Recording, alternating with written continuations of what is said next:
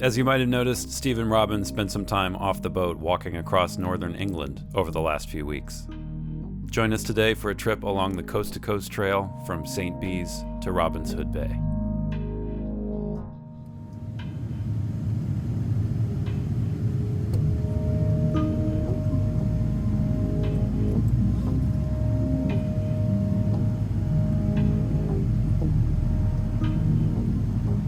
All things, all trips, big or small, have an instigator.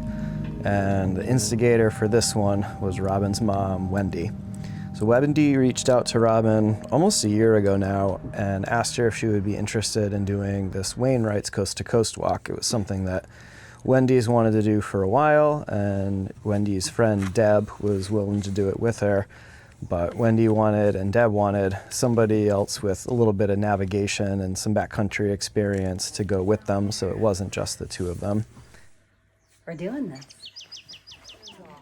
So Wendy was telling Robin about this trip, and then Robin told me about it, and I didn't know where things were going to be with life and boat and my mom, but walking across the English countryside for a couple weeks sounded pretty delightful to me. You can hike the coast to coast in both directions, and Wendy decided to do it from St. Bees to Robin's Hood Bay. So our first stop was to go down to the water and pick up a little stone in St. Bees and put it in our pack and begin the trail.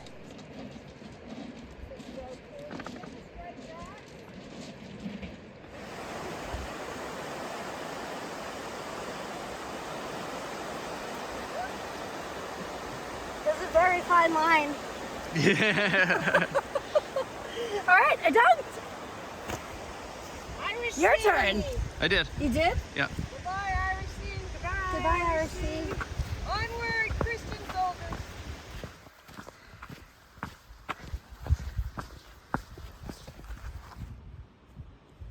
Pretty excited. So the first bit wanders along this beautiful cliff edge in St. Bees. And Robin and I just keep thinking about how amazing it would be to sail along that coast with Arabella and to come into these little towns and looking out over the water from St. Bees. Walking along the cliff, there's tons of different nesting birds and lookouts. It was really cool to see. And thankfully, we didn't have too many miles, so we were able to stop and soak in some of the views.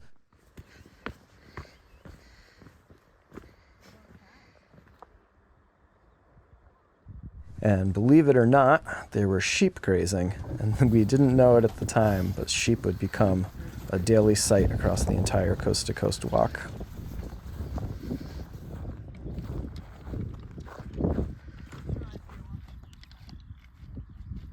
Shortly after leaving St. Bees, we started to climb into the Lakes District. We were told that the weather in England can be pretty rainy, and our first couple days out were just perfect sunshine, gorgeous weather. The views are fantastic, and we started climbing up and up and up and into the mountains.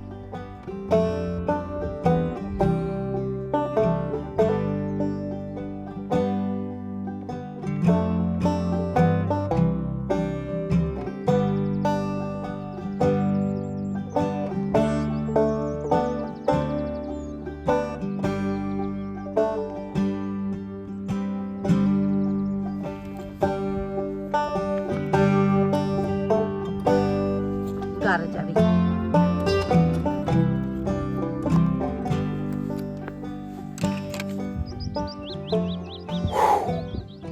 Talk about an undertaking. I can't imagine how many calories and how many hours were spent moving and stacking. I just can't imagine.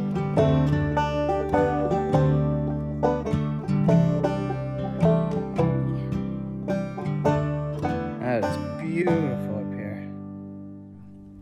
Deb and Wendy are down in that valley over there. Robin and I took the high road today. We're gonna head across that ridge, that peak, down somewhere on the other side. The day is young, many miles yet to go. Many miles. They should move much quicker than us, so we gotta we gotta haul across this ridge and see if we can catch up with them. which we will. We didn't realize that there was quite this topography in England, to be totally honest. So we were pretty blown away by how big and steep some of these peaks are. You could see for miles, and it wasn't like you needed to wait to break tree line to get views like Robin and I are used to. With so few trees in a lot of places, the views were spectacular down below and just got better as you climbed higher. I'm getting too old for this.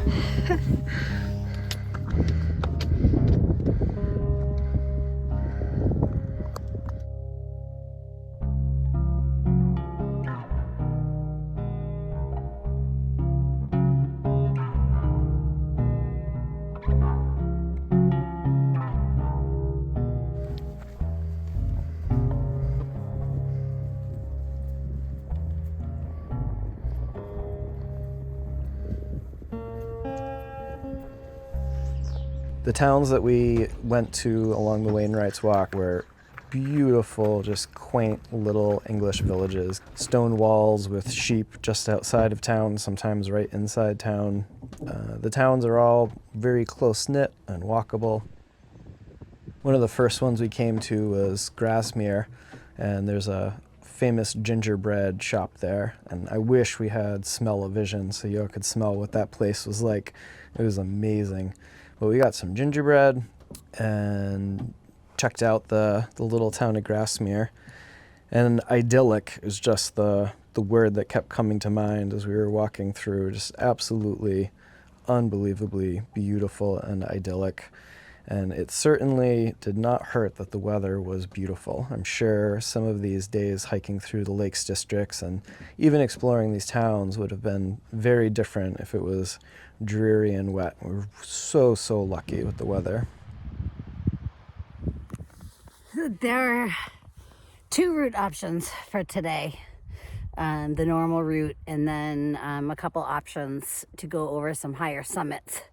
And since I'm feeling fly, I decided to go for one of the higher routes. I'll be going to the third tallest summit in England, Helvellyn, via a really cool looking knife's edge ridgeline, which I am slowly picking my way up to. But you can see the scenery behind me does not suck. It is spectacular, and we are so lucky with this weather, just soaking up every minute.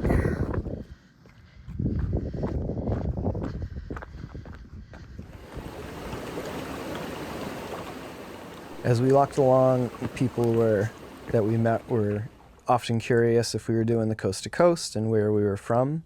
From what we read, about 6,000 people do the coast to coast walk every year, and they come from all over the world. So people who lived along it seemed pretty used to folks wandering around the fields and the farms trying to figure out where the coast to coast trail is, because sometimes it is not terribly obvious. Some places on the coast to coast we walk along roads, and other times really well-used trails, and other times it felt like we were just forging a path through a series of fields looking for where the next little gate would be to make our way into the next pasture, to the next pasture, to the next pasture, to eventually pick up something that resembled a trail again. Yay!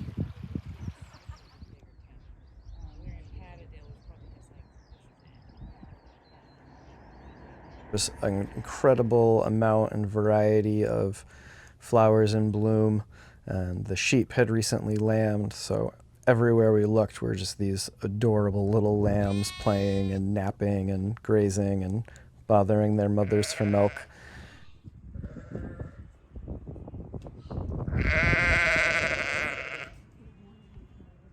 And we saw sheep through the entire life cycle. So we saw lambs that still had a dried umbilical cord hanging off of them. They were so new to this world, all the way to some skulls and bones from sheep that had passed away in the pastures and in the mountains. I think there were 100 different ways to open and close gates and pass from paddock to paddock along the Wainwright's Walk. Seemed every farmer had a slightly different solution, and some farmers seem to have many solutions. So in the very beginning, it was, all right, how does this one work? And pretty soon we got pretty good at figuring out how the gate opened or which gate we were supposed to use. And sometimes it was just a tight squeeze and a little gap in the stone wall. We were all pretty thankful for our slight builds on some of those. They were pretty tight.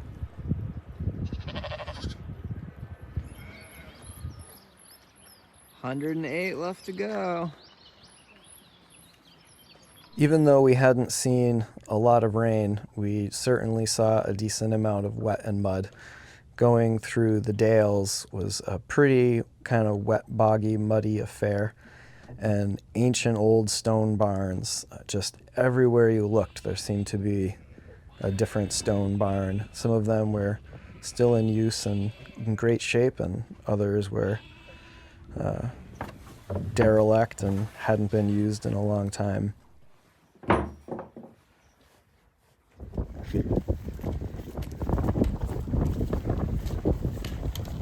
First day of rain. Now this feels more like English weather. Yeah.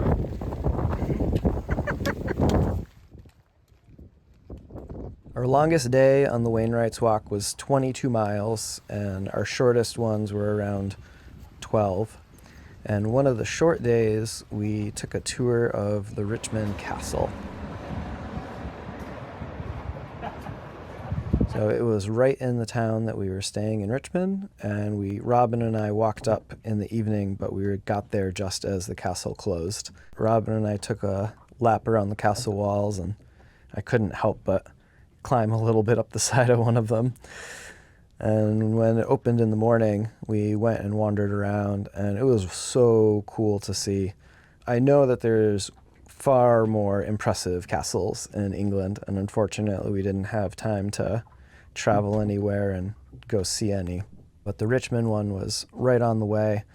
Like the stone walls and the stone buildings, just I can't imagine the amount of work to build these and how many skilled hands it must have taken, and in the time they did it without machines, and it's just incredible to see the work and the time and the effort that went into these. So we'll have to come back at some point and see some of the more impressive castles, but for us it was still really impressive to check out the Richmond Castle.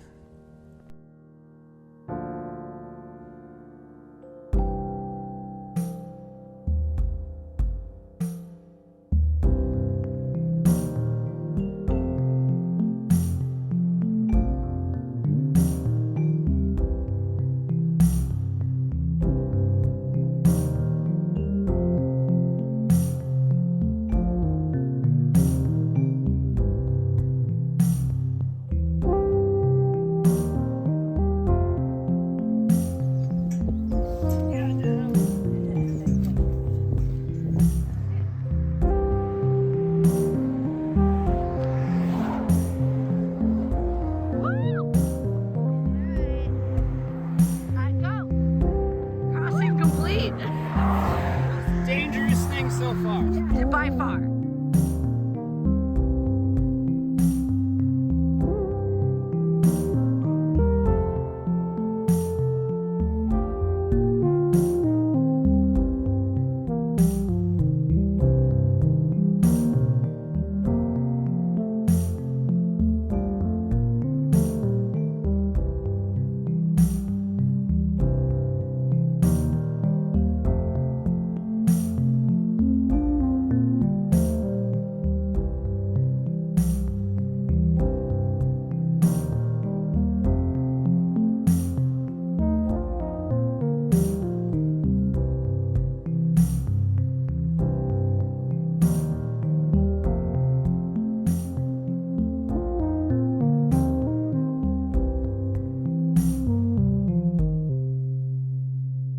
If you do the Wainwright's Walk, be expected to see lots of livestock, mostly sheep, but we also saw horses, some more friendly than others, and a good amount of cattle. So if you have a chance to do it, recommend bringing someone who is a little comfortable with cattle, because there were a couple times we got to a gate and there was a whole herd blocking the way, and we had to get them to move along so we could get through and get to the gate, and my farm boy roots sure came in handy on a couple of those days. Hello, cows. Thank you, farm boy.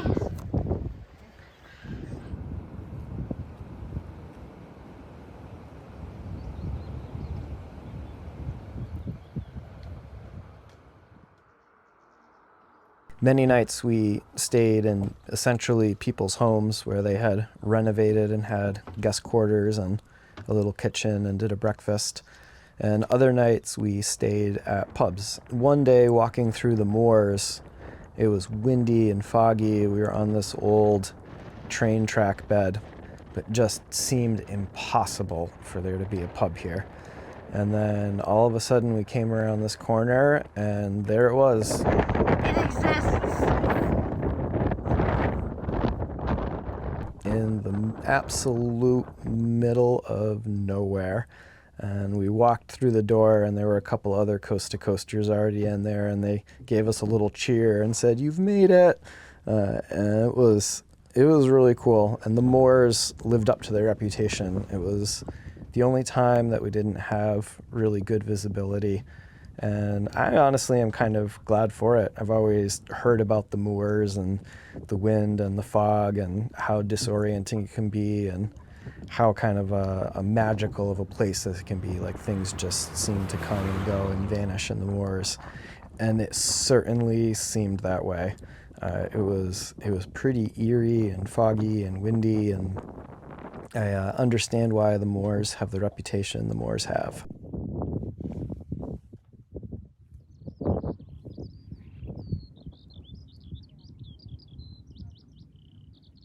All along the trail were these giant black slugs creeping around. We're used to slugs from back home, but ours are lighter color and generally a lot smaller. These guys were huge, and we had to be careful in some places not to step on them. There were so many.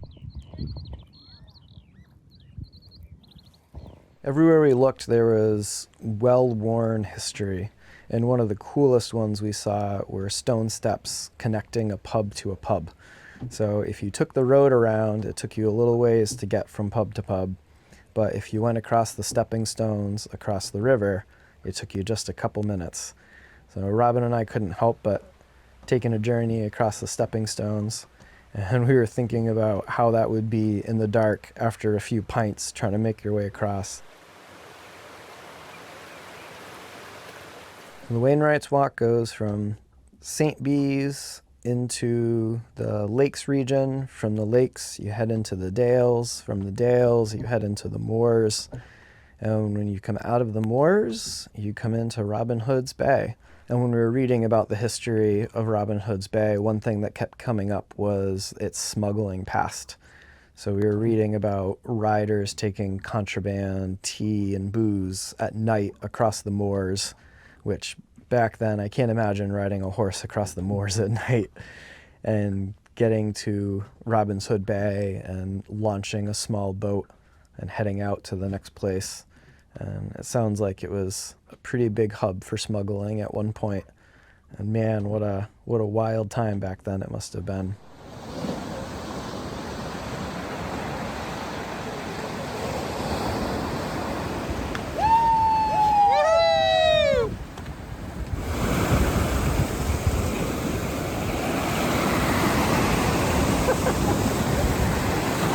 We did it, honey. We did it! There we go. That worked. And after Robin Hood's Bay, we made our way back to London and onto a plane home. And as we were flying back, I pulled up the flight plan on the little screen in front of me. And the flight path had us going right over Newfoundland. So I was hopeful that maybe we would be able to see a little bit of Newfoundland. It's a place that I've dreamt of taking Arabella for a really long time and was hoping to get to this season, but with my mom's health, we are not going to get there this year. But we were flying over Newfoundland, and it was cloudy, and then the clouds cleared, and I was just glued to the window watching all of these mountains and fjords and river valleys go by, and all of a sudden I saw something that was very familiar to me, and that was Devil's Bay and Blow Me Down Cliff, where I have dreamt of going climbing since I started climbing back in the early 2000s. So it was quite a tease, and in a lot of ways kind of hard to fly over Newfoundland and know that we're not going to make it there this year. But it was very inspiring to see, and that dream of sailing Arabella up there is still very strong, and we will get there at some point. We're just going to have to bide our time.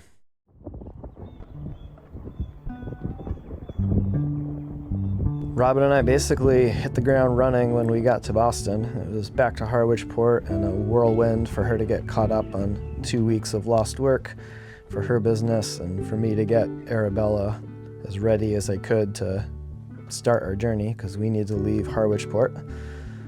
And we were lucky enough that Ben Fundis, our video editor, the creator of these videos that I hope you all enjoy, was able to join us for his first sail. So that's going to be coming up real soon, is us getting Arabella ready to go. And as you are watching this, Arabella has already transited from Harwich Port to Mattapoisett, and we're in Mattapoisett doing a little bit more work and getting some things finalized before we start bumping our way north for the summer. The original hope was to get up to Newfoundland, and that is not going to happen.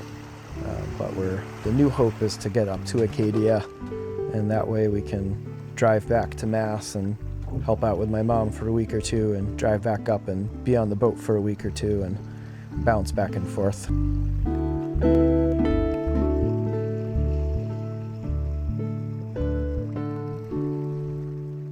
Oh, there he is. Akiva! Akiva! Hey! Akiva! Really? That's it? Oh my God! What? Really? Really? That's it? That's all I get? Huh? That's all I get? He's mad at you. It's the longest you've ever left him. Hey.